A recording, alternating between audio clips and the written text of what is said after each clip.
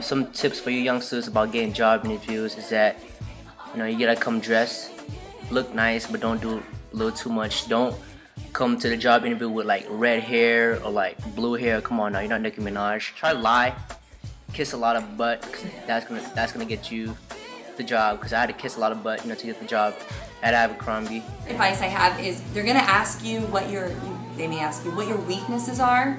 So my advice is try to pick something that makes you look like you are aware of it, but you know how you can fix it and you're working on it. So like I notice that I always run 5 minutes behind, so I'm setting my alarm clock 10 minutes early so that I'm early to events instead of late to events, for example. Tips for job interviews. Learn about the firm, learn about their company motto and their goals and their ambitions, and then explain how you can help that company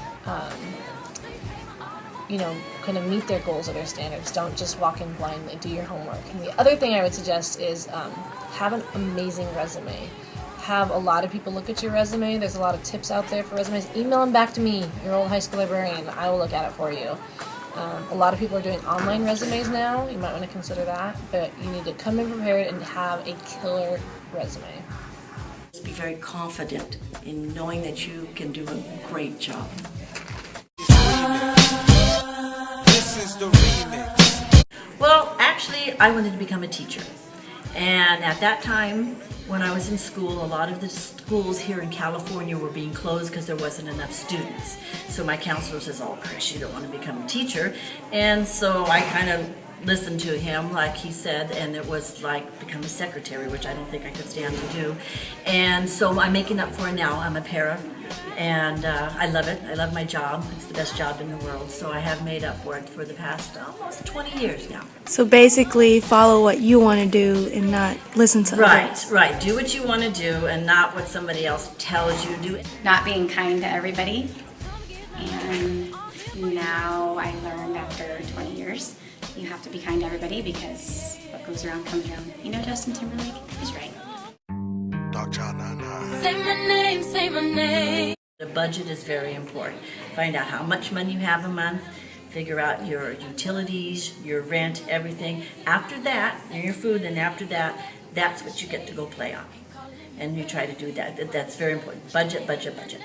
Tips for living on your own. If you're a girl, learn to kill bugs and live within your means. Don't charge stuff on credit cards.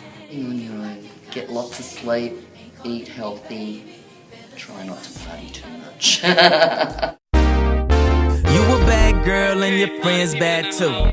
Part of my motivation was to get away from home and have fun. And even if you are told, oh, you need to go to a community college, the kids that stayed behind and did not go away to school, they didn't grow and change as much as the kids that would, venture off and go on their own and experience life. So that's basically what you should do. Never trying is way worse because then you have to sit there and play like the what if game, and that's torture. If you fail, at least you can then reflect back, figure out what went right, what went wrong, fix it, try it again, or move on. You don't have to sit there with that that gnawing feeling of oh crap, what if I just tried that? All right, and then you end up with regrets. So, never trying. Definitely never trying is terrible. If you fail, you can examine. You can say, okay, I've hit a wall, how do I get over it? Or is that actually a wall I want to climb anymore? Maybe I can take a different route. Never trying. Oh my gosh, you have to fail. You're gonna fail. They're kids. Everybody fails. But the only way you'll be able to succeed is if you try. The biggest thing of all was moving and not knowing a single person, and within a matter of hours I was fine. It was months of panic to have everything resolved by just meeting my roommates. My biggest fear going into college was could I really handle the really tough academic load, because I went to a university, the University of Illinois. And it's just a matter of being organized, I think. Anybody can be successful in college if you work hard and you stay organized.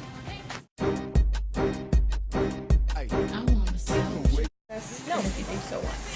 No, I don't think it is at all. I mean, I look at my dad who was drafted for Vietnam, came back and got a job as a janitor on the GI Bill, and then worked his way up, and then by the time he passed away at 55, he was a partial owner. You know, my brother's an electrician, and some years he makes more money than me, which sucks. So no, I don't. But I do think that you need to be smart, and I do think that whether it's a formal education or an informal education, you need to be educated. Both my dad and my brother are avid readers. You know, they follow the news, they keep up with politics, they don't just live in a hole. So they are well-educated people, just not necessarily formally. Actually, these days I don't, because I think some people have other skill. I've always believed that a passion for an interest is much more important than just academic training. You really have to be interested in things, and I think it's far more interested to be interested in something in life, and that will take you to the right place. Yes, I do, because it gives you, you have that background and that experience and determination. Focus. This is G. Are you a baddie? Are you a baddie? Answer the question. Yes or no? Yes or no, Live and question why? for the interview. Deborah, I am a very nice human being. But that means That's you're not right. what it means. A baddie is a bad girl who beats people up. No, it's not. No, it's not. That's cute. That's What is it? Means you got your own. Amanda Pham is a baddie. Miss OG, are you a baddie? Are you a baddie? What does that mean? Yes or no? I'm not answering that. What is that? That's a yes. Tell me now. What does that mean? Get off the floor. What does that mean? What is that? That is the best thing I've ever seen. These kids are crazy. Okay. Yeah. What? It's obvious. Are you a baddie? Yeah. What? You need a reason. You are not a certified baddie unless you got a reason. She ain't certified. Get your own. Don't you see this? Doesn't this look like baddie material? I handle mine. Exactly. I handle mine. Are you a baddie? Why? Are you a baddie? No. Raymond, are you a baddie? Hell yeah!